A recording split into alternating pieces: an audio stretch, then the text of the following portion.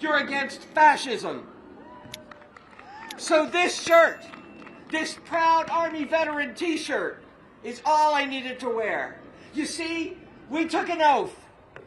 For me, it was 49 years ago on a hot summer day in New York, as part of that first West Point class with women, when I first raised my right hand and swore a solemn oath to support and defend the Constitution of the United States against all enemies, foreign and domestic. We didn't swear an oath to break things and kill people. Note to Pete Hegseth, a man who can't do a proper Army pull-up, but is confident that black men with beards make our Army weaker.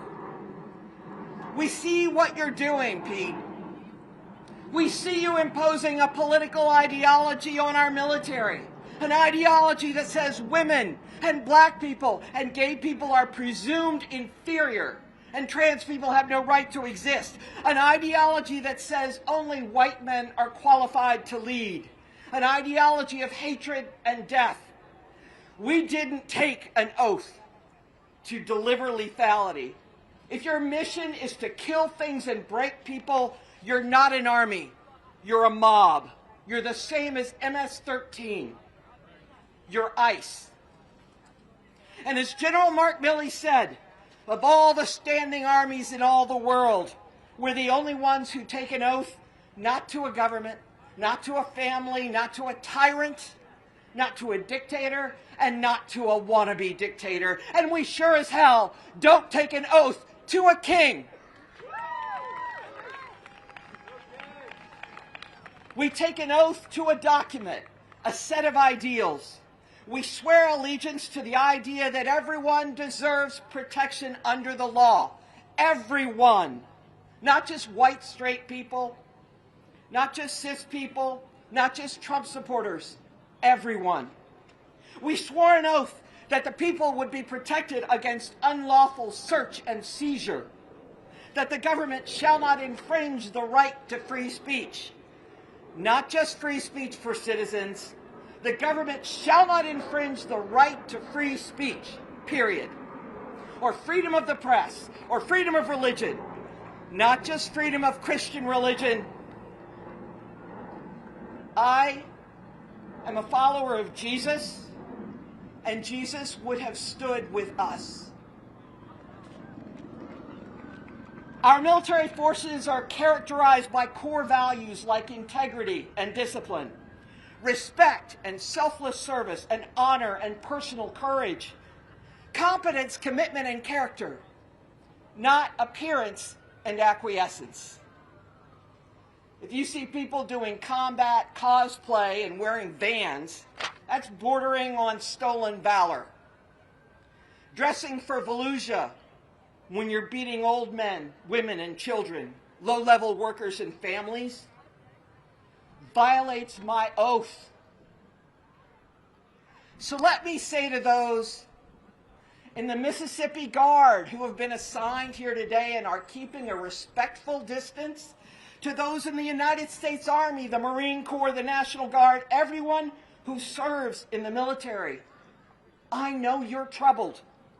I know because we've heard from you. Air Force members asking my organization how to refuse to crew a deportation flight. Coast Guard asking what to do if ordered to kill everyone on a fishing boat. Army commanders who know that deploying to an American city violates the Constitution they swore an oath to. National Guard members on the streets of my city, and I've talked to over 100, and you should talk to them too. We see you. You are not an undisciplined, violent mob. You are not ICE. You are a trained professional force with a code of honor. And when you're standing there, when the day comes that you're standing between a group of armed, masked thugs with full combat kit, ICE or DHS patches on their bulletproof vest, between them and a woman getting groceries, or children going to school, or those low-level workers waiting at the Home Depot. Remember your oath. Protect and defend. Protect the people.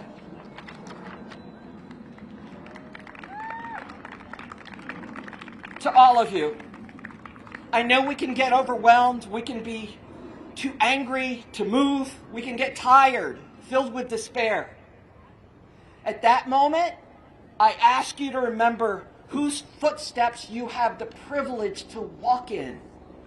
In the military, we think of John Basilone, Mary Walker, Vernon J. Baker, Charity Adams, Hal Moore, Daniel Inouye, Roy Benavidez. And we think of veterans Albert Cashier, Medgar Evers, Harvey Milk. Make no mistake, we walk in the footsteps of women suffragettes who fought for the right to vote, union supporters who fought to end child labor and 6-day work weeks, civil rights leaders. We walk in the footsteps of John Lewis and Andrew Young, Ella Baker and Fannie Lou Hamer, Cesar Chavez and Dolores Huerta, Marsha P. Johnson and Sylvia Rivera, Bayard Rustin and Audre Lorde. Remember whose footsteps you walk in. Then look down at your feet. Yes. Look down at your feet and take one step. Focus on the next thing and do that. We've been handed a sacred torch. It is a privilege and a burden. But those of us who took an oath, and all those of us who believe in the Constitution and the dream that is America, hear me. Hear me when I say, when you come for immigrants who have committed no crime, you come for all of us. When you come for trans people, you come for all of us. When you come for pregnant people, you come for all of us. For ministers praying for mercy, you come for all of us. When you come for children, you come for all of us. When you come for protesters or the press, you come for all of us. And we will stand. We will stand with strength and dignity and power, with love and peace and courage. When you come for our people, we will stand. Ain't gonna let nobody turn me round, turn me round, turn me round. Ain't gonna let nobody turn me round. I'm gonna keep on a-walking, keep on a-talking, march it up to freedom land.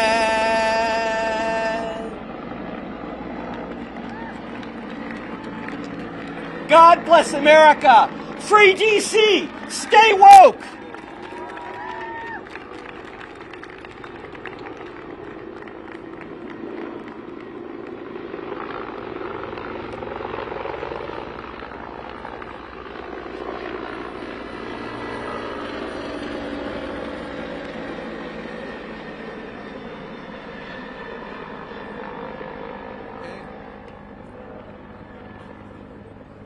I promised that I would bring out this. You may not recognize it's got beer spelled on it, who knows what else, but it's the protest sign that I had back. It's the protest sign that I had back in 1973. It's still here. I'll give it to the Smithsonian.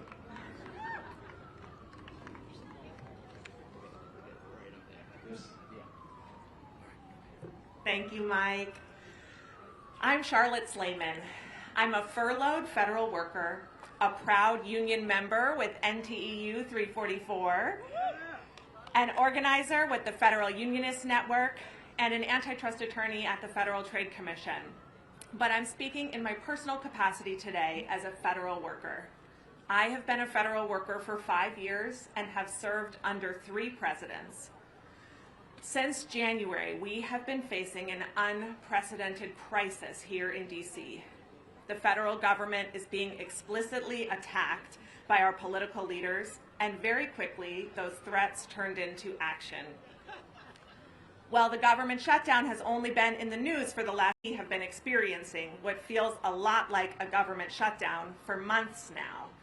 The Trump administration has been illegally shuttering agencies like USAID and CFPB, pushing people out of the federal service with daily chaos and threats, paying people not to work, and announcing mass firings. All of this has been going on for months. Even when courts have blocked their illegal actions, which happens a lot, it has meant that the critical work of our government is not getting done. Civil servants take an oath to the Constitution, not to any particular political party or political leader. Civil servants must be able to call a spade without fear of retaliation. Our government depends on this institution of the civil service for the legitimacy of our law enforcement, our corporate accountability regulations, our science, and our standing in the world. Our generation has never seen such clear examples of what crony capitalism looks like until this year. Firing inspectors general, firing Democratic commissioners of bipartisan commissions, firing whistleblowers, pushing out career civil servants who have served under every president for the last 20 years. How can a government function if the president can just fire everyone who stands up to him? It can't. This turns government into a tool for corruption, a vehicle for exploitation of the people for the benefit of the president's golfing buddies. We can and must respond with a new revitalization of the civil service protections so that what is happening now to our civil service can never happen again. I believe hard times teach us something important. Trump's efforts to interfere with the independent civil service are making it so clear to everyone how critical those worker protections are. During the pandemic, we realized incontrovertibly how much we rely on each other and how much our fates are intertwined. You can't with a straight face say now that your health doesn't depend on the health of other people in your community. This federal occupation in DC is showing us that more police don't make us more safe. It's obvious to anyone going through this occupation. You see a photo of 10 officers in camo with AR-15s and school children weaving through them on the sidewalk to get to school. And you know in your bones that more police don't make us more safe. I wish that we could learn these lessons the easy way, from books or from teachers, but it seems we must learn them the hard way. But we must learn them. We must protect the Affordable Care Act so that people can have health insurance, not just for those people's safety, but for our own. That's what Congress is fighting for right now in the budget negotiations. We must get ICE and the National Guard out of DC so our communities can be safe and free again. We must restore an independent civil service and give federal workers our jobs back so that we don't have a government filled with the president's corporate cronies, so that government of the people, by the people, and for the people shall not perish from the earth.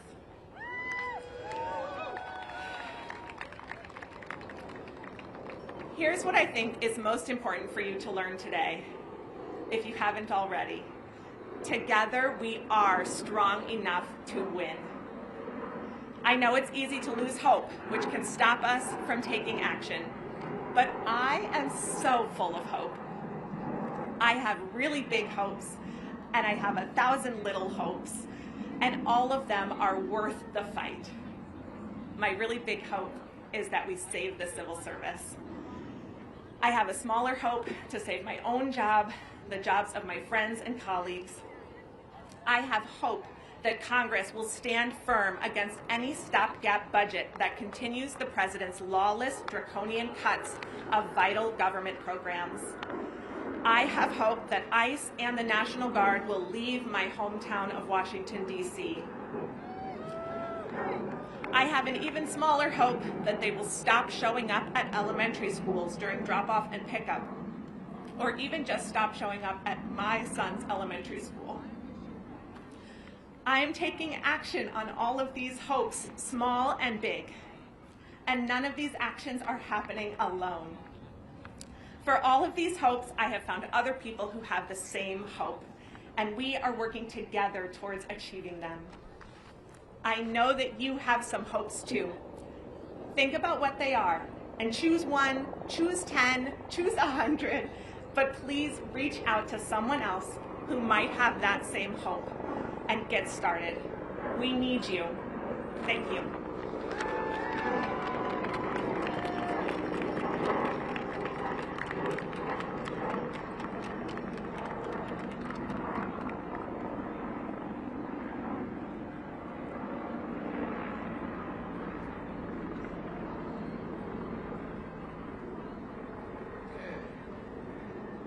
So I can't let another minute go by without speaking about something that really made me angry, and that is, like I said, this is a Hate America rally, and tomorrow would be a Hate America. Nothing makes me more angry than that. Is this a Hate America rally? What is it? Save America. Love America. We are America. The point is, I know when I spent 34 years getting paid by the Marine Corps to serve this nation, I love this country. I didn't do it for the money, I did it for the country. I did it for the Marine Corps. So this will be a little interactive now. All right, so give me a U. Give me an S. Give me an A. What's that spell? Louder! We want to hear about we're at the White House. USA! USA! USA! USA! You can do better than that. USA!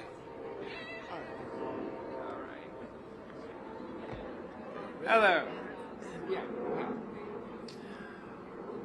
Hello, Washington, D.C.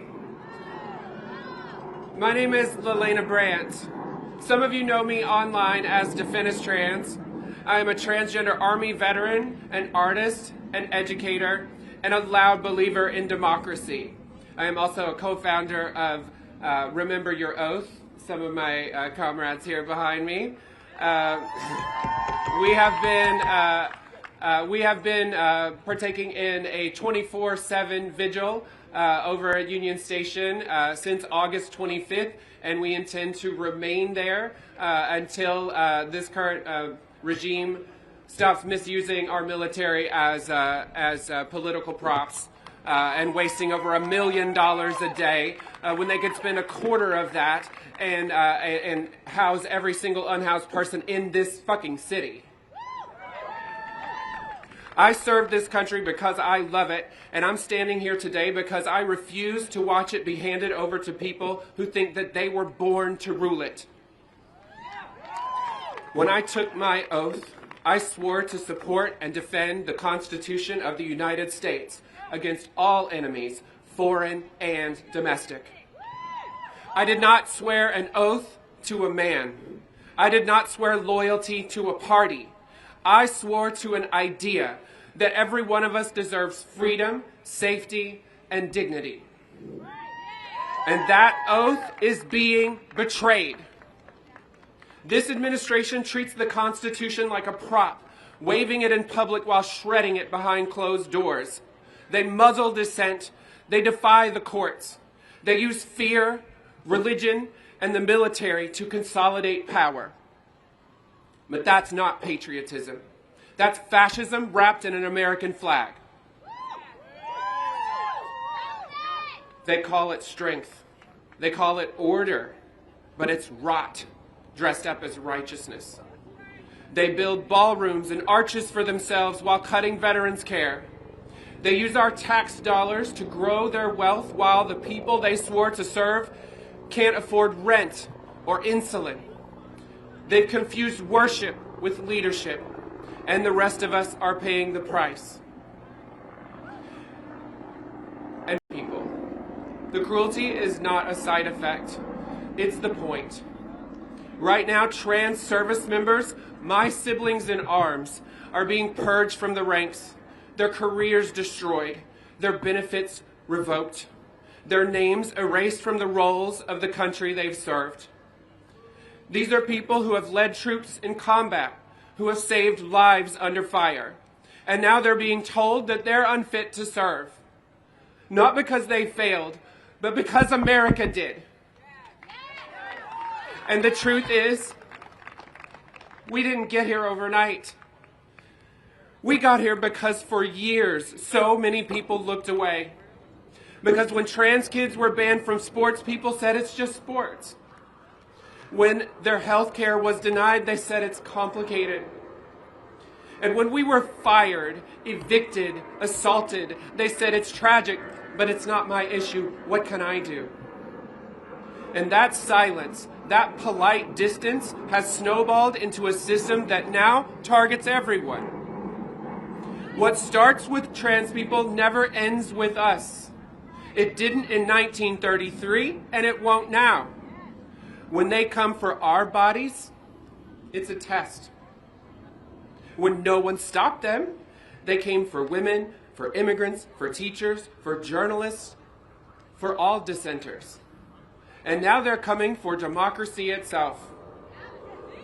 The cost of indifference is tyranny. We are all bound together in this fight. When they attack trans rights, they attack bodily autonomy. When they attack immigrants, they attack the promise of freedom. When they attack workers, they attack human dignity. When they attack education, they attack truth itself. It's all one fight, one system of control, one sickness that feeds on division. But fascism fears solidarity. It fears the sight of trans people marching beside women, veterans beside students, black and brown organizers besides queer kids with homemade signs. Because they cannot divide what refuses to be divided. We've seen this before. We've fought it before. And we will fight it again together. Our job is not just to rage, though. It is to rebuild, to protect one another when the state won't, to feed and shelter one another when policy fails us, to hold every official, every single one, accountable to the promises they've made to us, the people, and to demand a country that delivers substance, not slogans, living wages, health care for everyone, homes for the unhoused, safety for the marginalized, dignity for every worker, every parent, every child, every person. This movement is not about left or right. It is about right or wrong. It's about whether power serves the people or consumes them. You don't need permission to defend your neighbor. You don't need approval to demand justice. You don't need a king to remind you that you are sovereign. Because this country does not belong to tyrants. It belongs to us. Standing here at the Lincoln Memorial, looking out over the reflecting pool, I see the ghosts of every movement that came before us. They marched for freedom. They spoke for justice. They believed that the government of the people, by the people, for the people, would not perish from the earth. But only if we fight it. Fight for it, sorry. So I ask you, if you believe in a country where everyone belongs, build it with us. If you believe that freedom isn't a privilege but a birthright, defend it with us. If you believe no one is free until all of us are free, march beside us. Because that's the America I fought for. That's the America we all deserve. I served this country to protect its people, not its egos. And I will keep showing up until we all get free.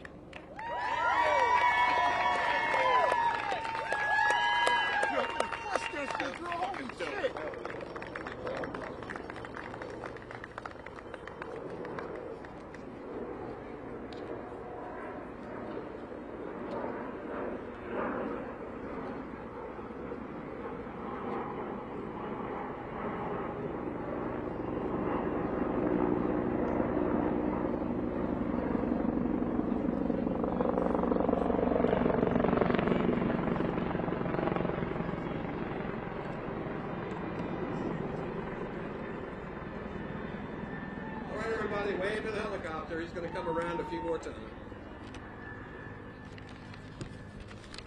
Okay, the next one of our speakers, it's the Trump chain gang. Talking points and blurbs. Introduction.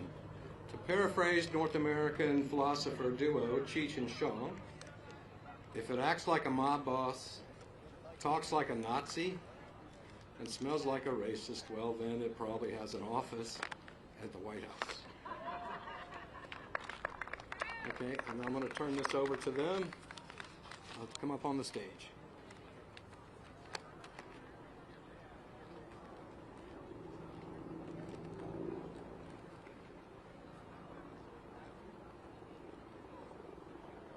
In the meantime, I don't think they can hear you in the White House.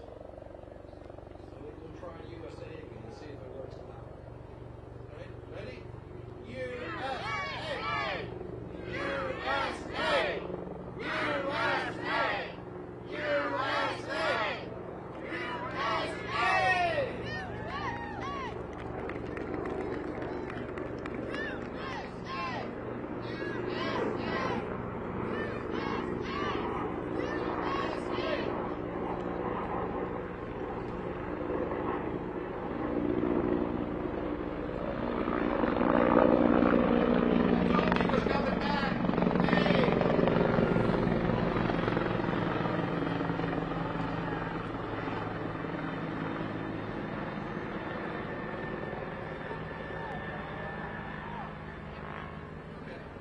Stand by, they're coming. This is worth it. While we're standing here, I'll give you an interesting story back from the days of protesting up there on the Washington Monument steps. And in those days, this was after Kent State. And so there was a huge bunch of us around the Washington Monument. And of course, it was locked. There was a chain around it. And we saw them, these guys, just banging on the chain. And everybody was laughing. But they'll never break that chain. So everybody was talking to each other and protesting. And all of a sudden, bang! The chain broke. So the doors opened, we started to go inside. And again, and everybody started running in there. You know, I stayed outside, but police cars came from all over the place. People started running, boom, tear gas all over the place. And that was probably the worst I got. But the point is, we want to make these rallies non-violent. There was no point to that. It didn't help us. It brought the police in. It tear gas a bunch of people, most of which had never done anything. What do you mean? So, point taken, peaceful, empathy.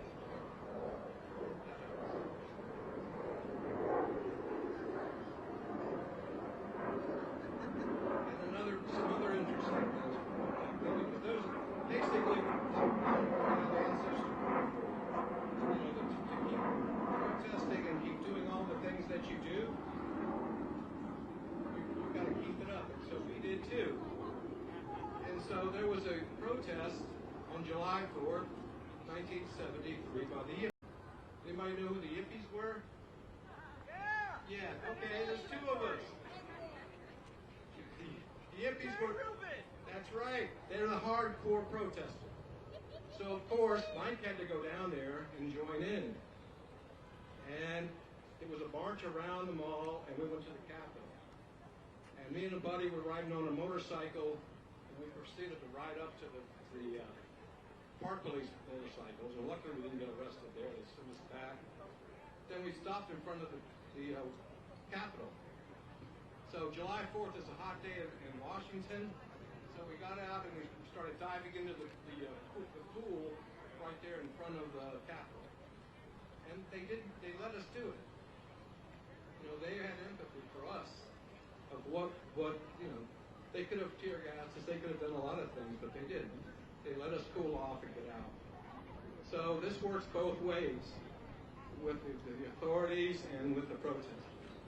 So just remember that.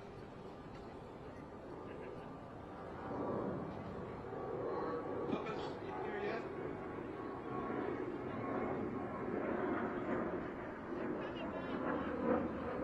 They promise to be coming.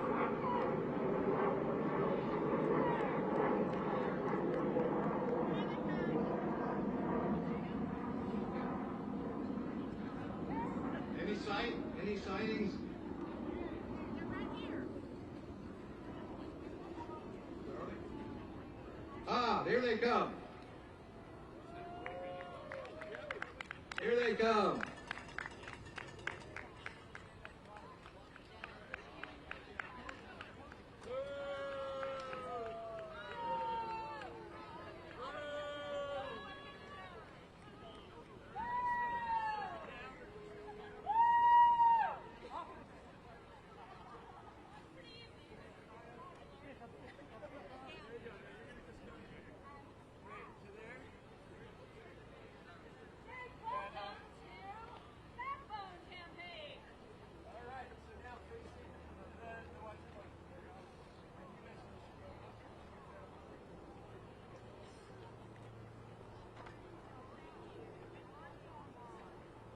Hey, there he goes. Look. White top.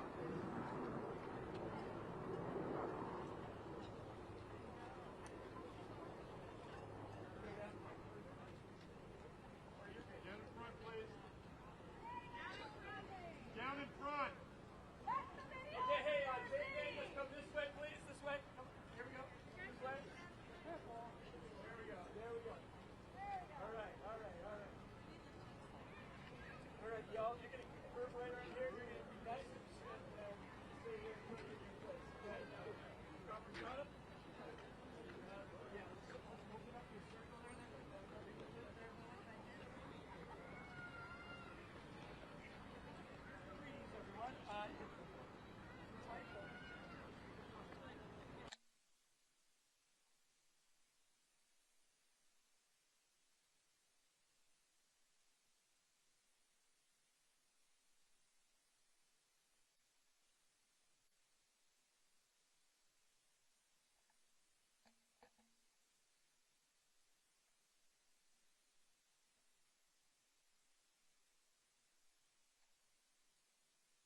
Greetings, friends and heroes and sheroes.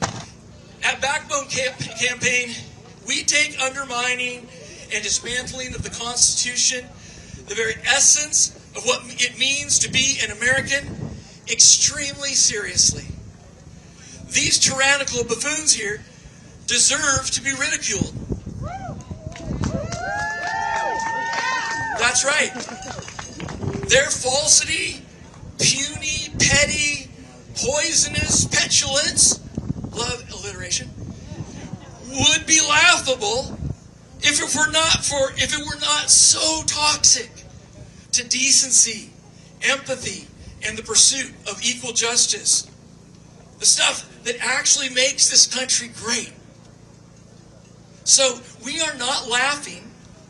Our hearts ache, but we're not broken.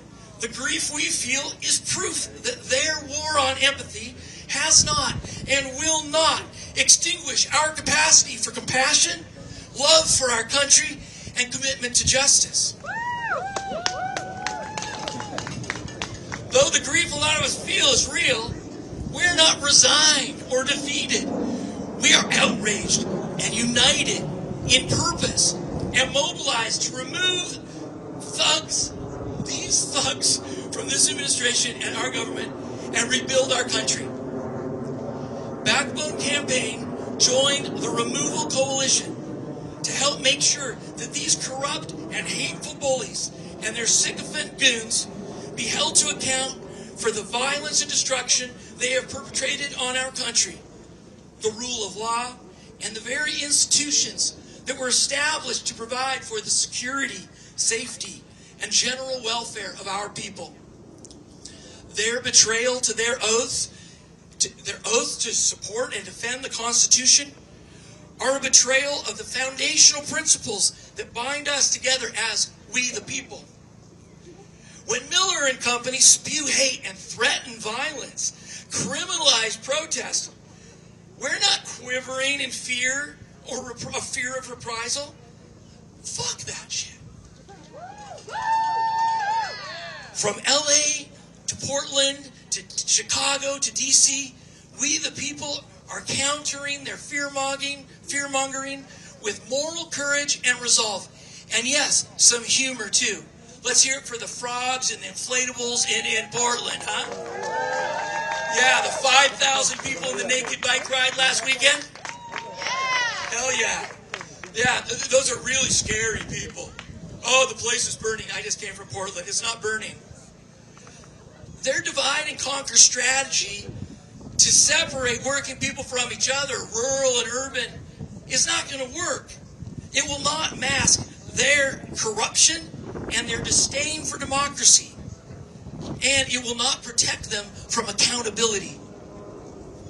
The Removal Coalition is bringing diverse forces together. Backbone Campaign is proud to lend our artful activism, our experience, to amplify the call to remove these thugs, these liars, these kleptocrats from public office, and hold them accountable for their high crimes and misdemeanors, for declaring war on American cities, American values, and working people, and for their corrupt use of power to further enrich themselves and their billionaire sponsors. We will not be distracted. Today, you are witnessing the debut of the impeachment chain gang. We are marshaling art, humor, and creativity to show them their future.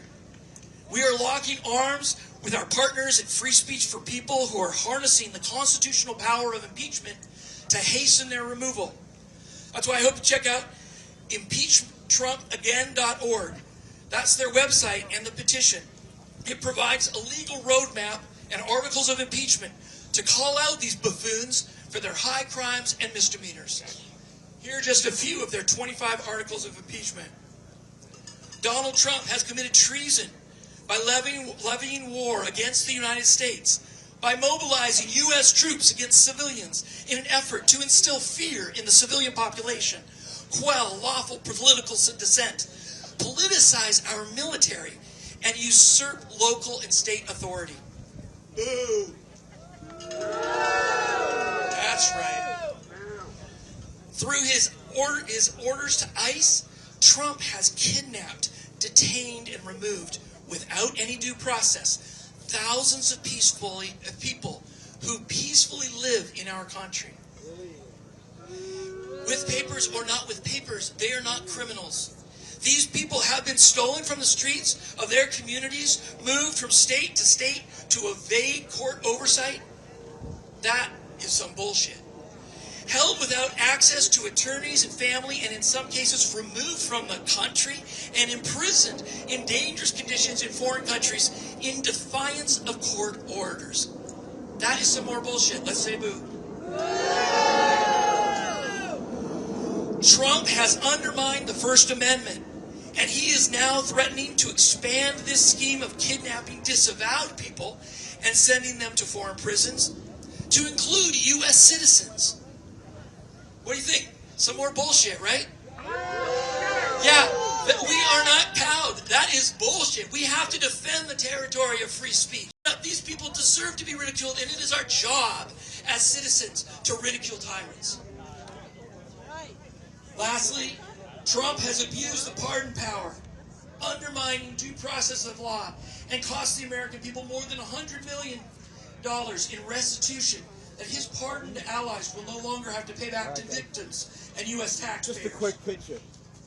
He pardoned more than 1,500 January 6th co-insurrectionists, commuted the sentences of 14 additional co-insurrectionists, and ordered the Department of Justice to drop cases against all remaining January 6th defendants. That is not accountability. These are just a few of the 25 grounds for impeachment outlined by the constitutional lawyers at Free Speech for People. You can read all of these grounds at impeachtrumpagain.org. Can you say that for me? impeachtrumpagain.org. Let's do that one more time. Hell yeah! This includes the grounds for impeaching HHS Secretary Kennedy, Attorney General Bondi, Secretary Noem, Secretary Rubio, and Secretary Hegseth. We urge you to join us in calling out these buffoons, calling for their high crimes and misdemeanors, and demanding their impeachment and removal. Join me in welcoming, oh no, that's me, never mind. Join me in going to impeachtrumpagain.org to learn about the articles, 25 articles of impeachment, and sign the petition and share it with your friends. Thank you all. God bless America.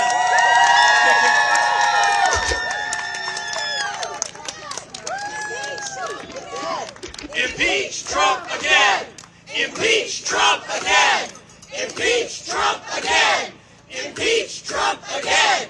Impeach Trump again! Now these folks, they've got some duties to do. They've got to do some beautification. We've got some pickup sticks and some trash bags, so we're going to go and do our duty to the country. Okay, put up to work, right?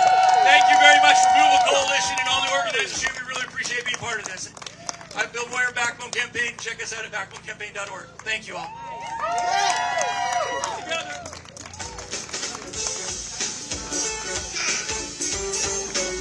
What I say?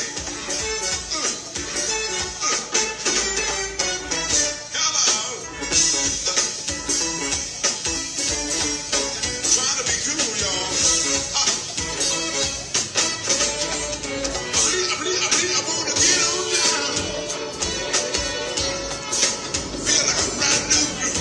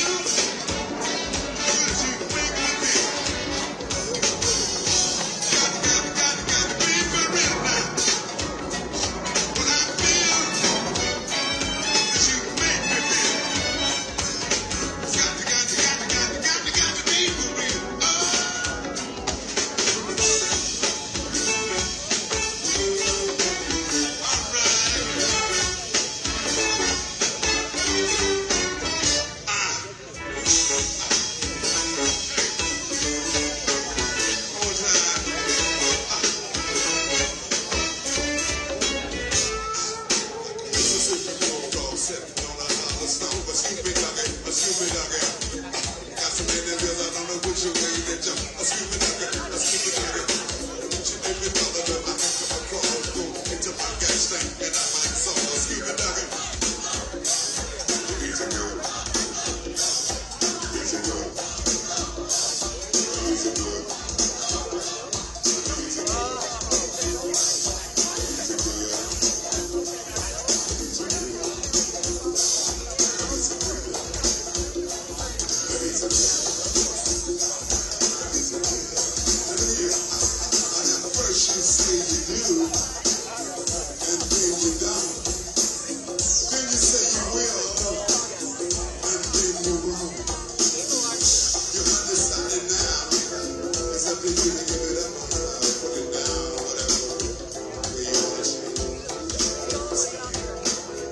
First you say you do, and then you don't. And then you say you will, and then you won't. You're undecided now. So baby, what are you gonna do?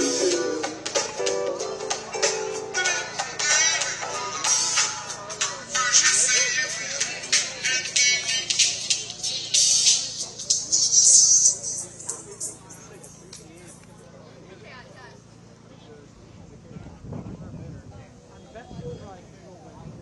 Thank you.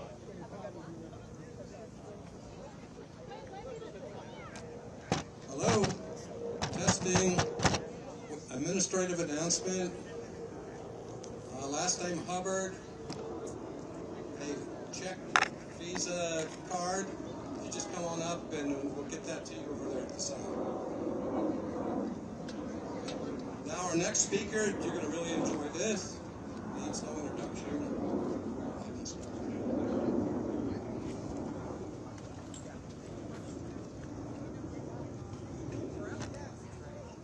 Come back here, my Lord. Come back here. Come back here, my Lord. Come back here. Come back here, our Lord. Come back here. Oh, Lord. Come back here. Dearly beloved, I am Reverend Dr. Stephanie Rose Spalding, and I am here on behalf of Politivist Action and the Movement for Freedom. And we are gathered here today on the eve of one of the largest single protests ever to happen in the United States. People from every hue, walk of life, and community are preparing to gather with friends, neighbors, and strangers in every state and even around the world to demonstrate with a unified message that the United States of America has no king.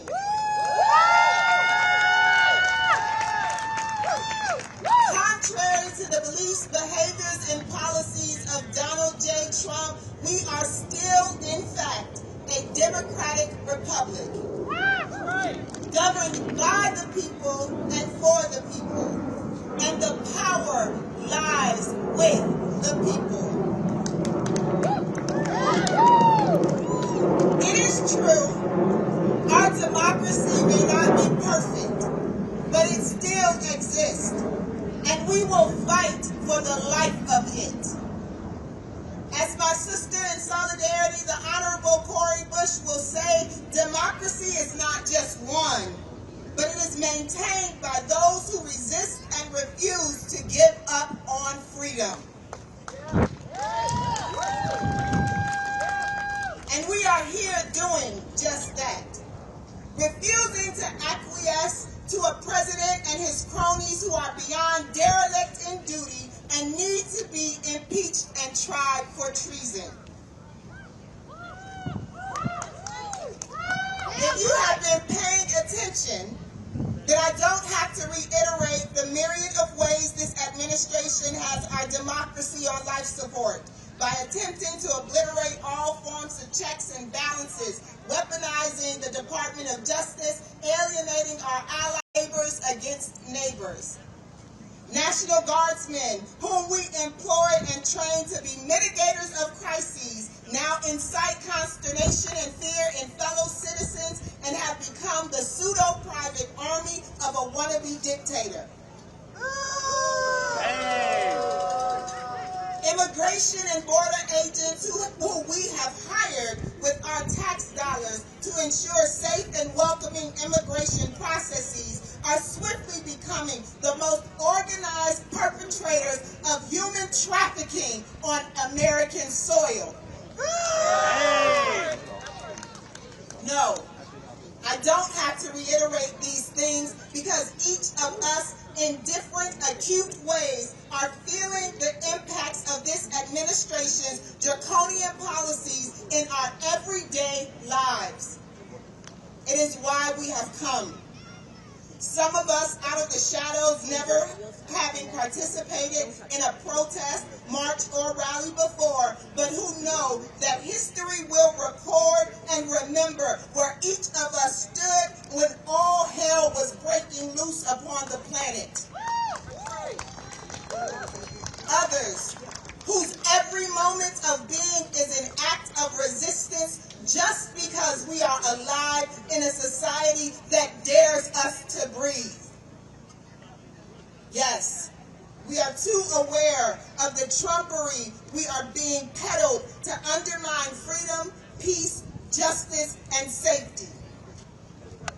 Yet I still ask, why are we here today?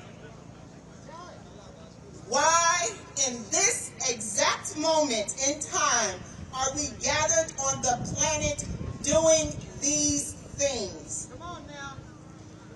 If our response to this question is that we have come together only to articulate a resounding no to the direction in the course of human events that we find ourselves in, then we have come in vain.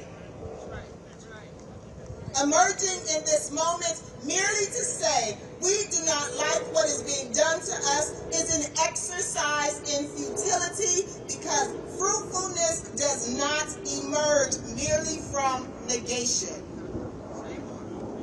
Purpose-filled living is generated from affirmation, intentionality, and envisioning.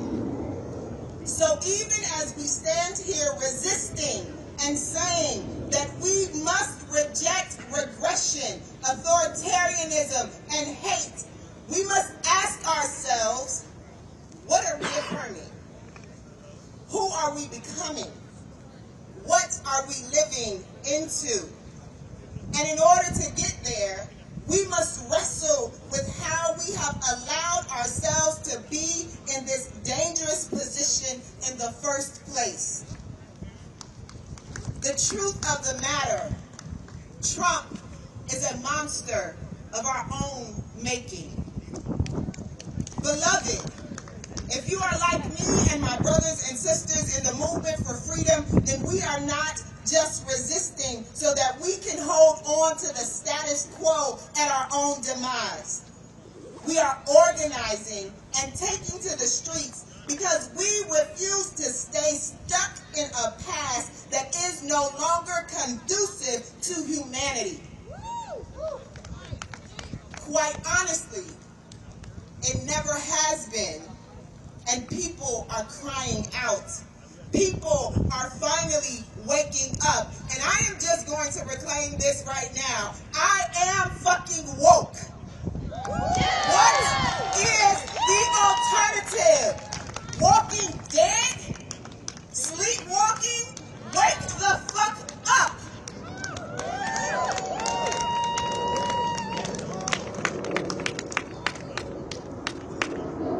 While there are elements of ideals to which this great experiment aims to manifest, we are reckoning at this moment with the truth of our existence, that this nation was founded on poisoned principles of exploitation, extraction, colonialism, and racism, and now we are eating the bitterness of rotten fruit.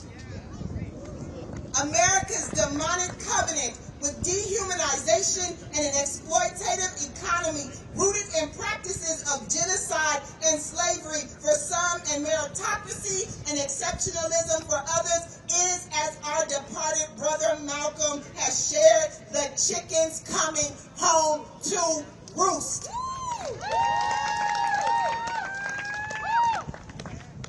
But I don't stand here just offering nihilism and condemnation.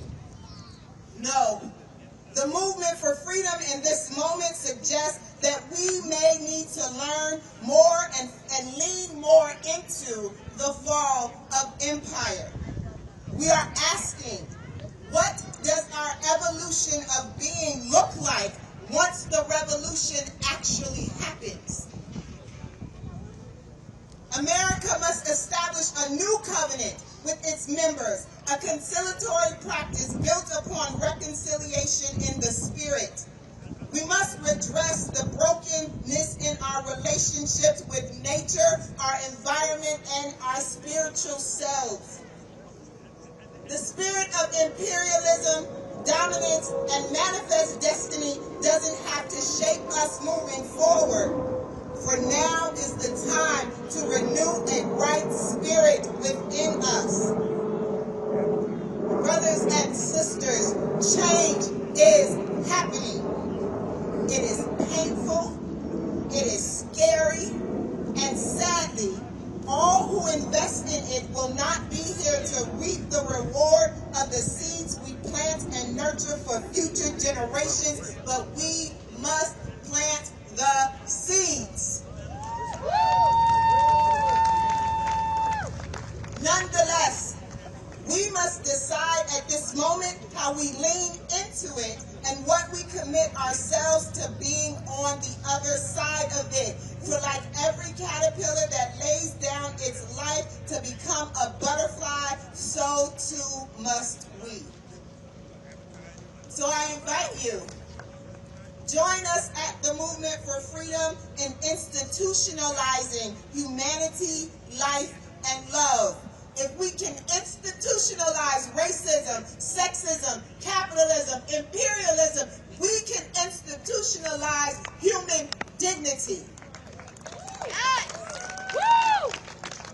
We are ushering in a new way of being with each other in society and building a future where no one's humanity is exalted above another's, where no one lives in fear and under threat of who they were divinely created to be, and where access to resources necessary to survive is not denied due to corrupt hearts and corporate profits. We do and will continue to resist fascism, and we will win this war.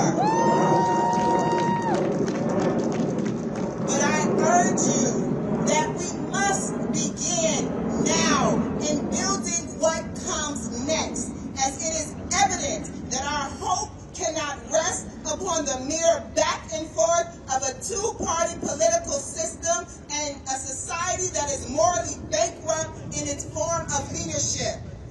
We must radically transform our way of being if we are going to build a future where we are not always resisting. Join us at movement4freedom.com. Thank you.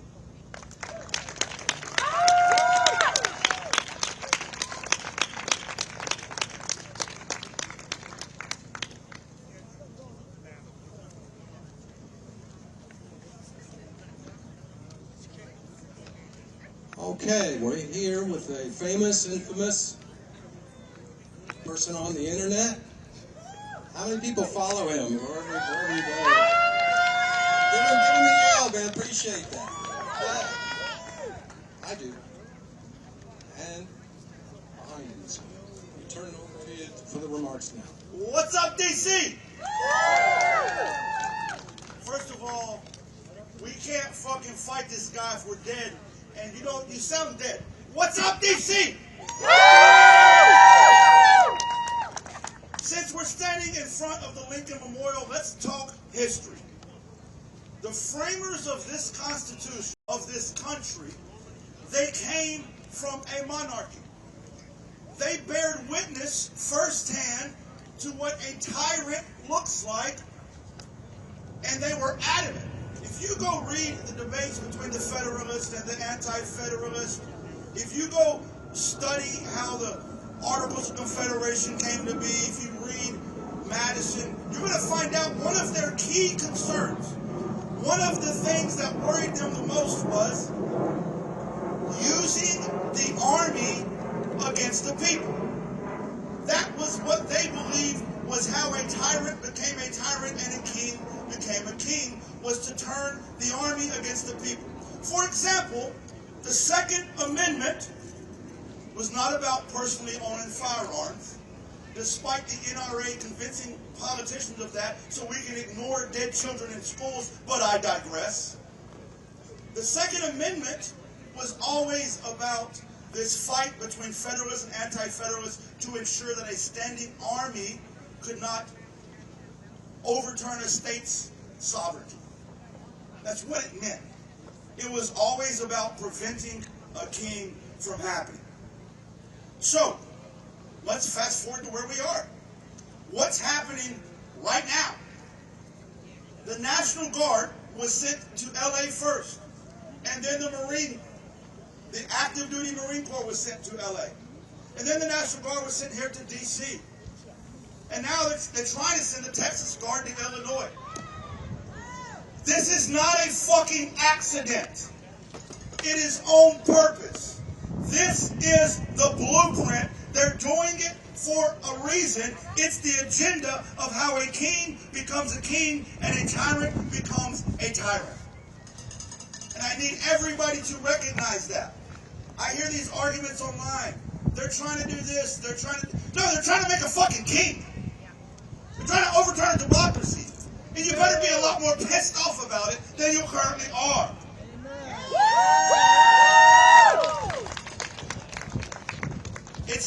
It's so much the blueprint that Trump has created ICE. Now, you're going to say ICE has been around since 2001, which, by the way, is when ICE was formed, 2001. But what Trump has done is made ICE his own private army. Trump has made ICE the third highest funded military in the world. They wear military uniforms and police patches, but they're not military trained and they're not police trained. They're a private army. They're snatching mothers out of school pickup lines. They're snatching people out of courthouses. They're snatching people out of workplaces. They're shooting peaceful protesters with bullets. They're ramming cars. They're throwing people to the ground. And nobody is stopping them. They have the free reign to do whatever the hell they want. They are Trump's private army. And why? What has history taught us? What have we learned here today? It's so that he can become a king. He plans to use the military as part of his overall plot to make the 2026 elections not free and not fair. So make no mistake, he's using our army and his private army to make this possible. So that brings me to why we're here right now. We ain't gonna let it fucking happen. When we say no king, we mean no fucking kings. You're not going to be a king. You're not going to be a tyrant. Not on our watch. Now listen. We say that. Do you mean it? Yes. We say that. Are you going to do anything about it? Yes. Tomorrow is going to be an incredible moment. The No Kings protests across the country. I remember the first one that happened a few months back. It's going to be a great moment that's going to remind us that people are standing up against this wannabe king, this wannabe tyrant. It's going to be a beautiful moment that is going to give people some motivation. It's going to be a great moment that's going to give people hope. But my fellow Americans, a moment won't fucking save us from a tyrant. Only a movement can do that. And if we don't start stringing these moments together into a movement, pretty soon we lose. And I refuse to lose. You need to be organizing in your communities. You need to be fired up. You need to be pissed off. Jolly, why do you use profane language? Because we live in fucking profane times. Jolly, why are you always angry? Because I got reasons to be pissed. And you should be too. You should go home. You should organize. I don't care what it takes. Get off your couch. The time for comfortability has passed. They don't follow the rules. Trump doesn't follow the rules. The Republican Party, MAGA, doesn't follow the rules. The rules are out the window. They believe it's a dictator for thee and not for me. They're okay with fascism. They're okay with a tyrant. They're okay with a dictator. They don't follow the fucking rules. Guess what? Neither does revolutions.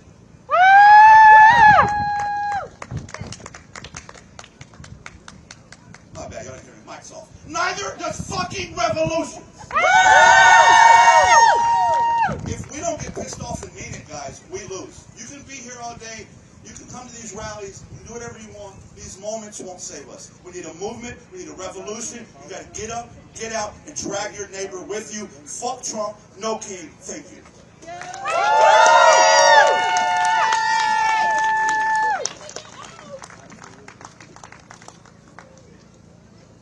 Thank you. Fuck Trump.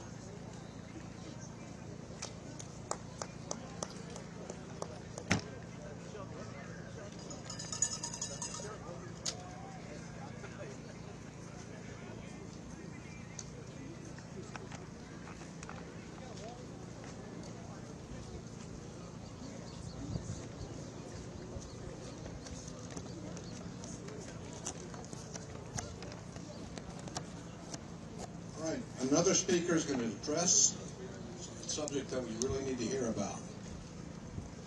There's so many things coming at us from the Trump administration that it's hard to keep track, but don't lose sight of the picture. We turn it over to our guest speaker.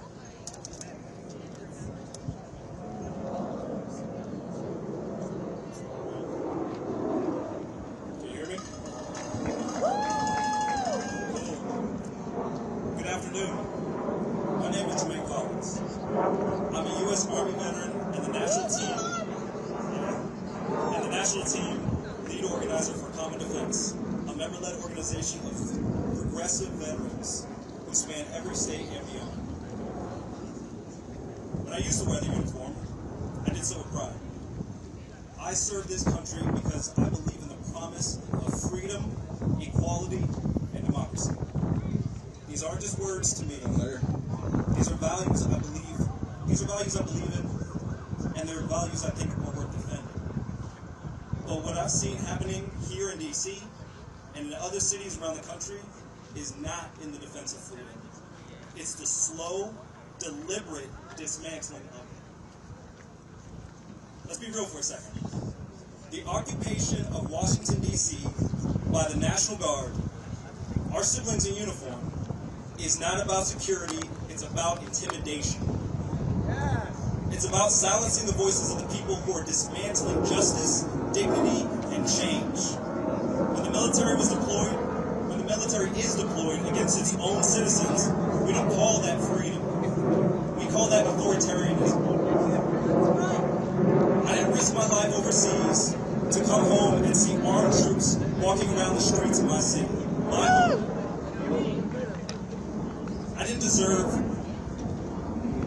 We don't deserve federal agents coming around here, snatching up our neighbors off the street without a word, without a cause, without accountability.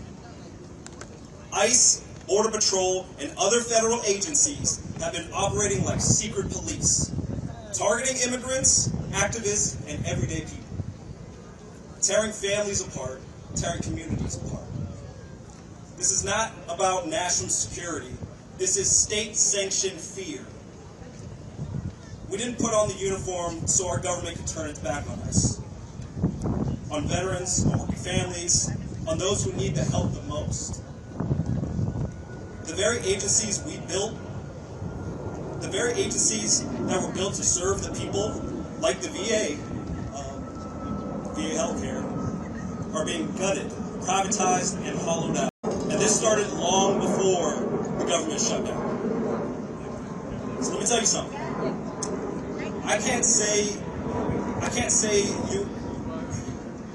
You can't say you support the troops and then dismantle the one place where veterans go to heal. It's not justice. It's not justice. And if you want to talk about justice, just to talk about something else for a second, let's talk about DC. Let's talk about the fact that over 700,000 people live in the District of Columbia. More than some states here in the U.S. We pay taxes, we serve in the military, we work every day to build this nation, but we have no voting representation in Congress. Yeah. You guys know the motto, taxation without representation. You know, the very thing we fought a revolution against, that was the very thing we fought a revolution against. DC deserves statehood. Not tomorrow, not someday, now. DC statehood now. Because democracy doesn't mean anything unless we all belong to it. As veterans, we know what service means. We know what sacrifice means. And we know what betrayal looks like. This country has turned federal agencies against its people. Not this country, but this administration. That guy right there, those guys over there.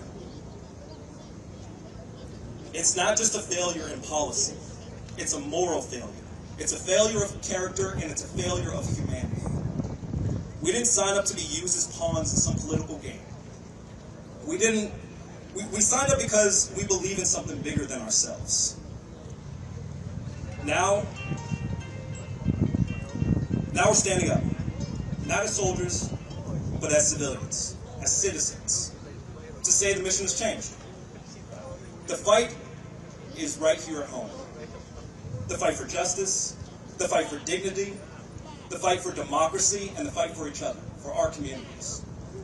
We demand the end of the military occupation of our cities. We demand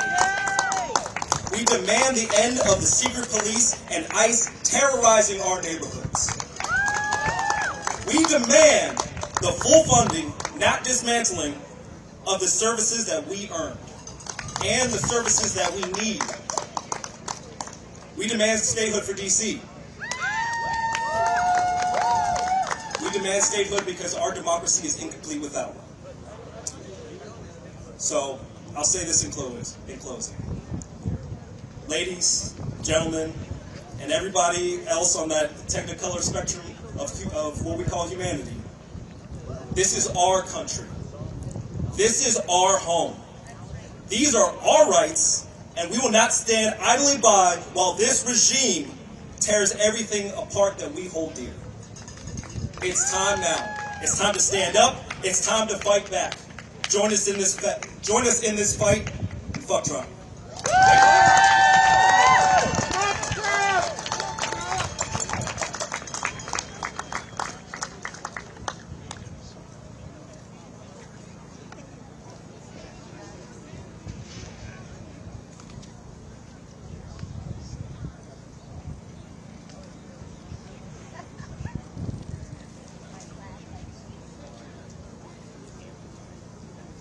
Okay, folks, get ready for this. Here's Randy. He's going to come up and wow you. Hey everyone, how's everyone? Good. Thanks for being brave with us here today. So, got my speech. Won't know who I am without this. My name's Randy, and I'm one of the founding members of FLAIR. FLAIR is for Liberation and Resistance Everywhere. We take that E really seriously. So I want to take a second to thank the amazing team for putting on this weekend, especially Indivisible, 5051, and 5051 DC, Common Defense. So the folks at FLAIR, we've occupied that space since May 1st, maintaining a 24/7 presence. And we're made up of people from all around the country, some of whom had quit their jobs and left their lives just to come here. So they've given up holidays and birthdays and first days of school to help fight for our country. And we haven't been able to do this without some really great partners. With the Removal Coalition, Harriet's Wildest Dreams, Sons of Liberty, Citizens Impeachment, our friend Cliff Cash, who we wouldn't be here without, and 5051. And right now I want to let everyone know that we do need to keep up the momentum. So, FLAIR, the Removal Coalition, Remember Your Oath, and a number of other partners are going to be having an event 11/22, September 22nd, that's going to be capped off and headlined by Dropkick Murphys. Woo! Right? I know. We're also joined at FLAIR by a group of veterans that remember your oath. So I want to thank Laney, Matt, Rig, and Jolly for bringing everyone here with them and for hitting the streets with us. And as many of you know, the Flair encampment was raided on October 3rd by National Park Police. Illegally took $20,000 worth of our stuff, put it in a warehouse, and hid it from us for a few days, and then let us come get it. So no, and they, So we were met. So we want to thank DC for their kindness and their openness, and for the past 160 days in supporting us down there. So Flair was founded on the principles of nonviolent direct action. What that means is we're not going to sit idly by and watch fascists destroy everything that we've worked for. We go where the fascists are. We go to the Heritage Foundation, to Buttersworth's APAC, to the white nationalist church down at 229.5 Street, Pennsylvania Avenue, southeast, is their white nationalist church just above the old Heritage Foundation office. We're pacifists, but not passive. Flair doesn't hide anything that we do, how we feel, or who we are. When we protest, we advertise it. We want them to know that we're coming. We want them to know that we're watching. And we want them to know that they will be held accountable for their actions. And that's the thing that they fear the most, is accountability. And we need to be very clear on what accountability means, so they don't misunderstand it. They will be held accountable in every sense of the word, and we will do it constitutionally, we will do it legally, and we will do it openly. Because we don't hide. No matter how much they preach law and order, they practice the opposite. They sow division and chaos in the people as a distraction to their own criminality. It's right out of the fascist playbook.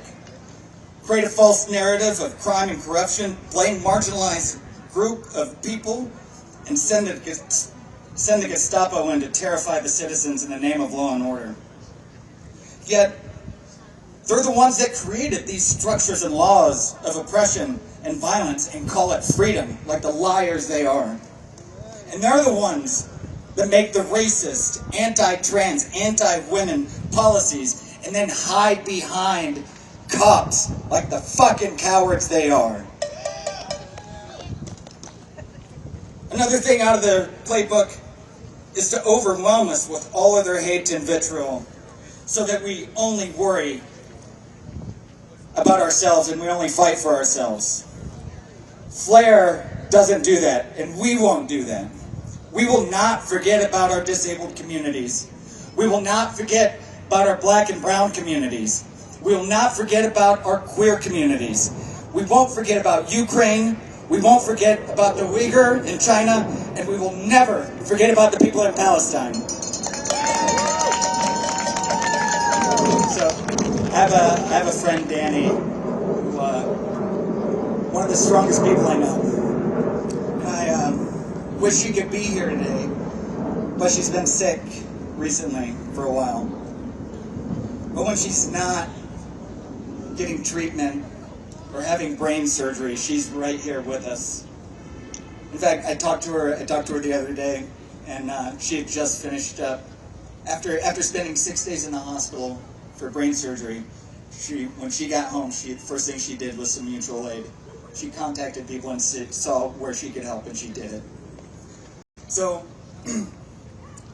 she's been out here with us since we started in February. A handful of us started in February out in front of the Heritage Foundation. And seeing this fight through is what keeps her going. Seeing all of you out here building community and taking care of each other keeps her going. So my friend Danny is also a musician. She was explaining to me that, I'd like to tell this story. She was explaining to me that in the choir, when a choir member needs to breathe, everyone else will sing a little bit louder. And there's lots of people here that need to breathe right now. And it's up to us to sing a little bit louder for them. We have our immigrant communities too afraid to go outside and send their children to school or to advocate for themselves. We need to sing a little bit louder for them. Not only do they need to hear us, but they need to see us. White people, we have to use our privilege the right way. We're the ones that can get away with going out and filming ICE and interrupting their activities. We're the ones that can walk into the halls of Congress without fear of our safety or lives. And I think the other side proved that, didn't they? We need to use this privilege, especially if you're a white male veteran like me. We have our trans communities being denied healthcare and basic human rights and are being blamed for everything from helicopter crashes to school shootings. We need to sing a little louder for them. We need to show our LGBTQ community and neighbors that they are accepted and loved as they are, and because of who they are. So if you're a fellow queer and you're hetero-coded, you need to step up and protect your misters, sisters, and other resistors. We have our veteran communities getting their benefits cut and denied. We need you to sing a little bit louder for us. We swore our lives to protect and defend the Constitution of America and the American people. As a thank you, this administration has cut over 60,000 jobs from the Veterans Administration, including the suicide hotline. And they've started the propaganda that VA employees are committing benefit fraud so they can go after and slash the VA even more. The veterans, we don't need your thank yous for our service. We need you to be the kind of person worth serving. We need you to stand with us. We have our native communities whose land we stole being denied equal rights and equal protection. We have to sing a little bit louder for them because there's 6,000 Native American women that are currently missing. If these were white women, there would be government task force dedicated to finding them. And we continue to steal their land and destroy sacred sites in the name of profit. We even built our monument to their genocide on a sacred site on Mount Rushmore. And now, we have our Palestinian communities that have been crying out for over 75 years about Zionism and fascism. We need to sing a little louder for them. And on the day that Flair was raided on the 3rd, I not only had to deal with that, but I was also with some of the families of our Samud flotilla American contingent that were over there. And I was helping them get in and talk to their representatives and to get in front of people to tell their story about these Americans that were being held hostage by a foreign government and being tortured.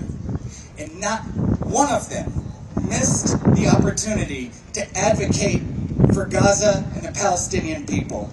It was, yes, I want my loved one home, but we need to solve the problem over there so no one else has to deal with that again. So our Congress has enabled Israel to murder 68,000 Palestinians, most of them women and children, since 2023. There's an American teenager from Florida named Mohammed Ibrahim, currently in an Israeli prison. He's 16 years old, being charged for whatever they want to charge him with. He's from Florida, and he's currently in an Israeli torture prison. And we haven't heard one word from his senators, from his representatives, or from the State Department. They don't care about Palestinians, and they don't care about their constituents. They only care about AIPAC money. And this is not about Israeli security. This is a Palestinian genocide. When we formed FLAIR, we all put an emphasis on that E. So we're not free until we're all free. So right now, I need to sing a little bit louder. I need to sing a little bit louder for my friend Danny, who can't be here today. I We need to sing a little bit louder for our immigrant communities. We need to sing a little bit louder for our trans and queer communities. We need to sing a bit louder for our veterans. Sing a bit louder for our native communities. And I want you to sing really loudly for our Palestinian communities. So, thank you all so much. Free DC, free Palestine. Our day will come. Thank you.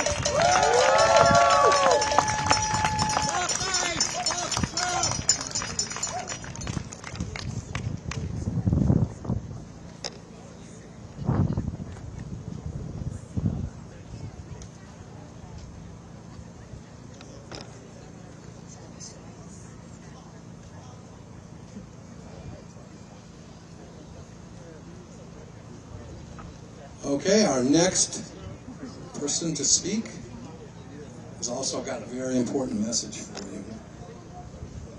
And I look around and I see it's getting darker or getting the twilight, but think about where you are just for a second.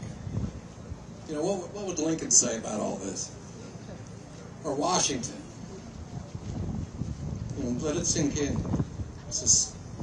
And I'll kick you off to. All right, welcome everyone. I'm Paul Asadebe. I'm a federal worker. I'm a steward with AFGE 476 at the Department of Housing. And I'm also a furloughed federal worker right now. And I'm also a whistleblower. So, as we've seen over the last couple weeks, the government is shut down. But I'm here to tell you, as someone with personal experience of it, that the government has been shut down for over 9 months now. From the beginning of this administration, any part of the government that actually helps working people, like my part of the government, that works on civil rights and housing, making sure that everyone has equal access to the housing that they need to get good jobs, good education, good health care, to be safe, and just fundamentally to have a roof over your head, that part of the government has been shut down for a long, long time. Way before spooky season started, we were already shut down.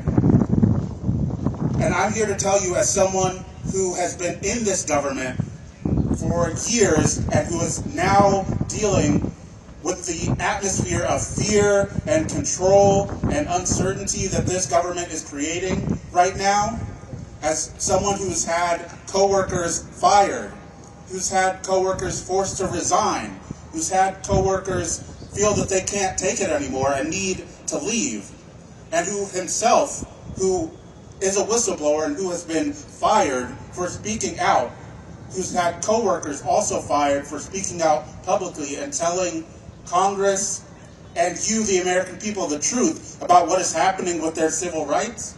I see that in this moment of a shutdown, it's not just a shutdown, it's a time to fight back. Because we're seeing that it's impossible to treat this as business as usual. Under normal circumstances, I wouldn't be up here. Before February of this year, I had never spoken out publicly about anything. I just tried to do my job. I just tried to make sure that you had equal access to housing.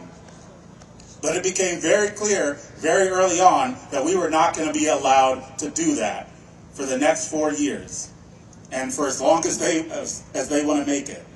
We saw from almost day one that we were having people block our attempt to protect your civil rights.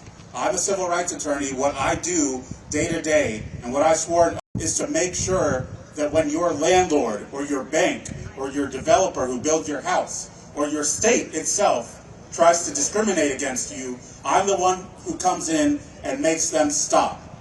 And we do it for free.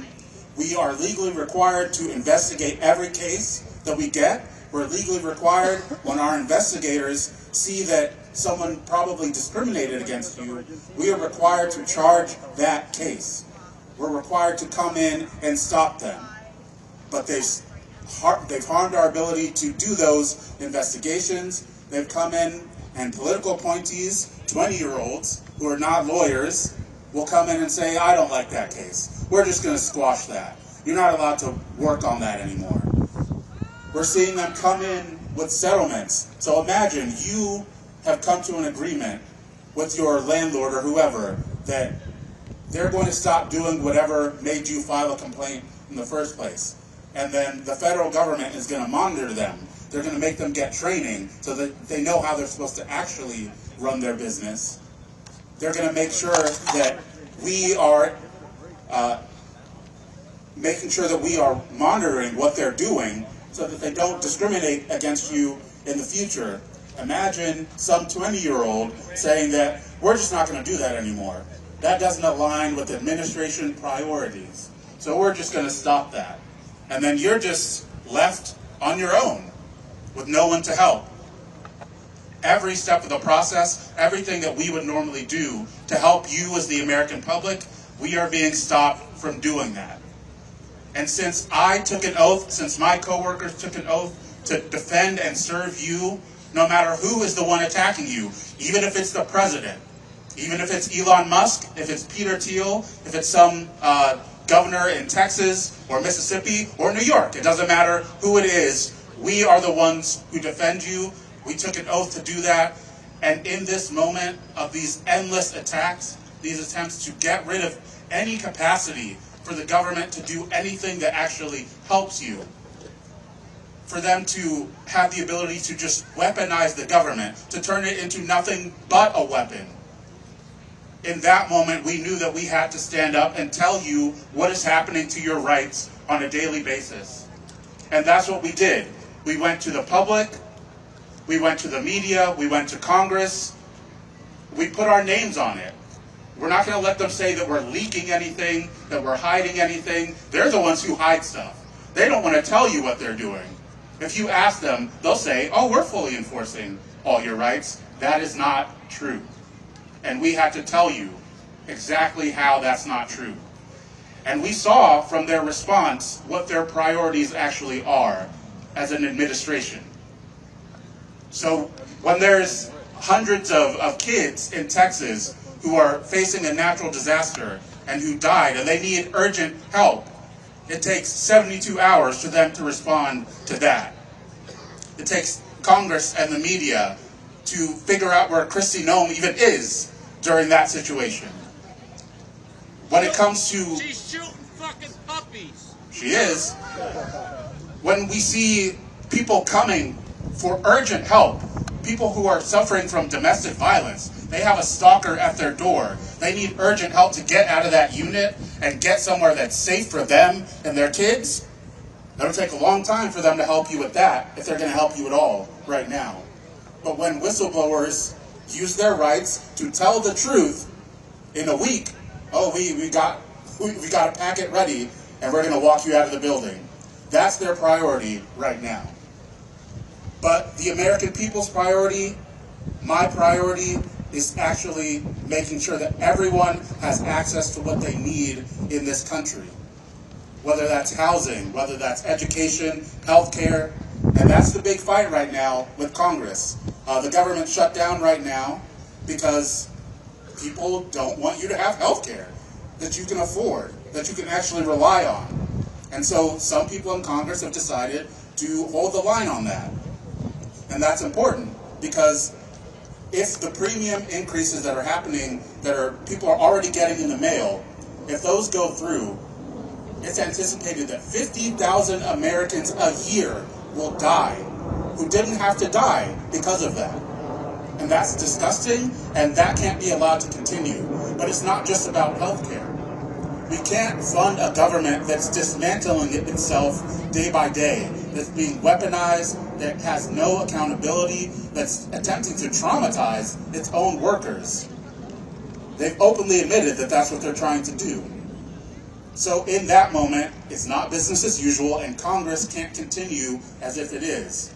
So it's really important that they hold the line, but it's also important that federal workers in the buildings who are in there to actually see the lawlessness that's happening, the lack of accountability, the dismantling of the services that you rely on, we're the only ones who can tell the public what's happening. Because if we don't stand up, if we don't honor our oath by organizing to actually protect our agencies and the American public, it's going to be too late by the time actually people recognize the effects. So that's what I'm here to advocate for. As a federal worker, like I said, I'm a union member, I'm a steward, and I'm an organizer with the Federal Unionist Network, which is a collection, a network of federal workers all across the country who are organizing across agencies, across unions, to actually meet this moment where normally, as I said, we would just keep our heads down, do our jobs, but when they don't let you do that, you have to respond. Because what we're dealing with right now are bullies. They're people who weaponize fear, who weaponize silence, and try to enforce that. And when you encounter that, you only have two responses. You can lay down and let them continue to take your lunch money day after day, because when they recognize someone who lays down, they don't back off. They say, that's someone I can take advantage of. That's someone who I'll ask him for double the lunch money the next day. And that's what we're all facing as a country. So that's one response, and unfortunately a lot of people are trying to do that, keep their heads down.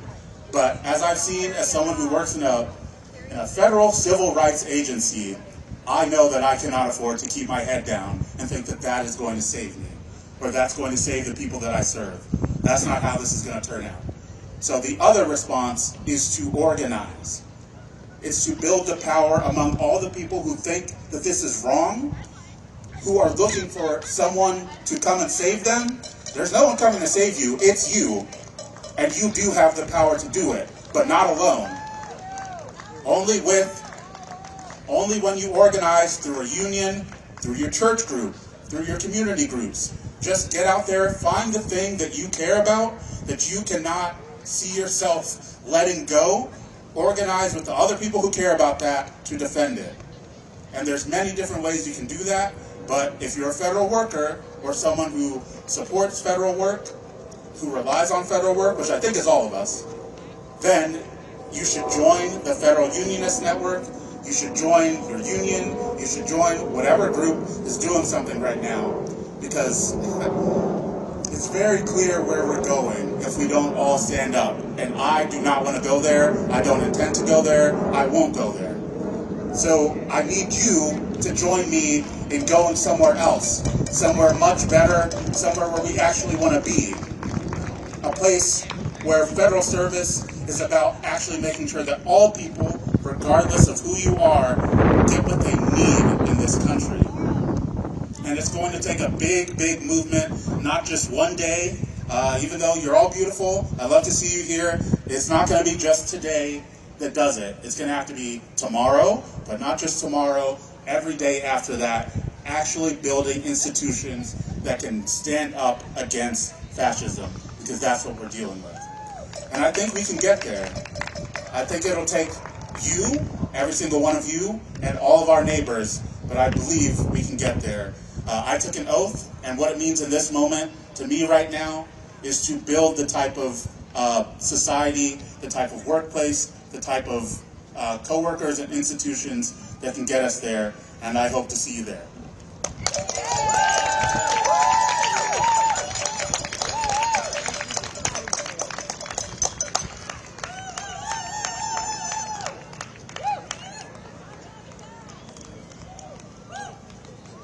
And we have yet another speaker who's going to enlighten you on another, I don't know what you call it, breach of a democracy. That's that custom.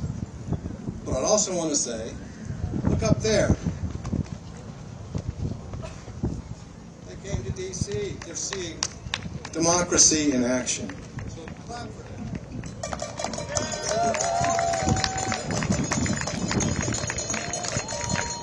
This is what democracy looks like. This is what democracy looks like. This is what democracy looks like.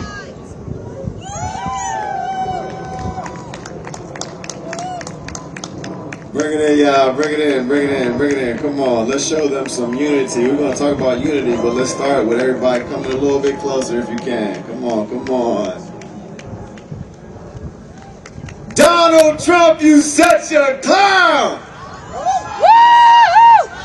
You're not welcome in this town! You're not welcome in this town! Donald Trump, you're such a clown! Donald Trump, you're such a clown! You're not welcome in this town! You're not welcome in this town! You're not welcome in this town! You're not welcome in this town! You're not welcome in this town! You're not welcome in this town! No Trump, no KKK, no racist USA!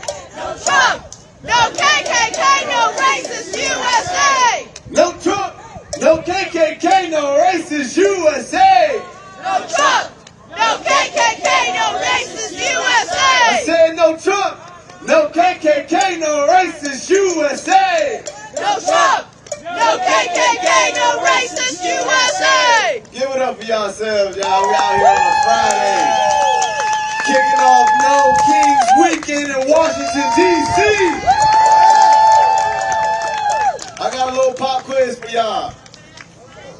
What is the most beautiful thing in the universe? Unity! Unity, baby. Unity. And what is the most powerful weapon in the hands of the people? Unity! Unity! Unity. Unity. That's right. Unity. And what is the greatest fear of all of our enemies combined? Unity! Unity. Exactly right. Unity. But what kind of unity are we talking about? We're not talking about just being nice to each other, not offending each other, and singing Kumbaya. We're talking about real unity. Real unity which can withstand the pressures of struggle. Ain't that right? Here's an example. Raise your hand if you're a patriot. Raise your hand if you're a patriot. I can't really trust patriots like that. I'm gonna keep it a buck. See my hand and go up. I grew up in Washington, D.C., not too far from here. It's my first time here, y'all. Because this don't mean much to me. And so people who hold up this flag, which is drenched in so much blood, it's hard for me to get with it. I'm gonna keep it real. What more does it represent to me than just another symbol of our oppression? Now, I know I speak for a lot of black and brown people when I say that. And yet here I am. Ain't that right? Because this moment demands more than trust. This moment demands more than ideas. This moment demands action. Ain't that right? And not just any type of action. Unified action. That's right. Where all the people come together and resist this vicious, racist, reactionary Trump agenda. Ain't that right?